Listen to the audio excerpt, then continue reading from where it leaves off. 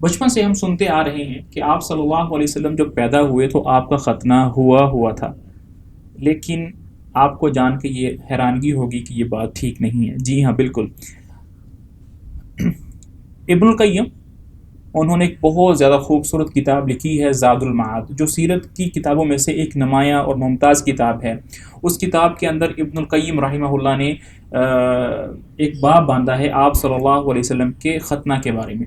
فرمایا کہ آپ صلی اللہ علیہ وسلم کے ختنہ، اس کے بارے میں علماء کے 3 اقوال ہیں۔ پہلا قول یہ ہے کہ آپ صلی اللہ علیہ وسلم جب پیدا ہوئے تو آپ کا ختنہ پہلے سے ہوا تھا، لیکن یہ قول جو ہے وہ صحیح نہیں ہے۔ اس میں ذکر ہونے والی جو روایت ہیں وہ ضعیف ہیں، اس لیے ہم اس قول کو نہیں لے سکتے۔ دوسرا قول یہ ہے کہ آپ صلی اللہ علیہ وسلم کا ختنہ دنیا کے اندر ہوا جب آپ صلی اللہ علیہ وسلم حلیمۃ السعدیہ رضی اللہ عنہا کے کھیتوں میں بکریاں چرا رہے تھے اور آپ کا پہلی دفعہ شق صدر ہوا اس وقت ہوا۔ لیکن اس قول میں جو روایات ذکر ہیں دلیل کے طور پر وہ بھی درست نہیں ہیں۔ تیسرا قول جو کہ قابل اطمینان ہے، جس کو ہم لے سکتے ہیں، وہ یہ ہے کہ آپ صلی اللہ علیہ وسلم کا ختنہ آپ کی ولادت کے 7 دن بعد ہوا اور آپ کے دادا عبد المطلب نے آپ کا ختنہ کروایا۔ السلام علیکم ورحمۃ اللہ وبرکاتہ۔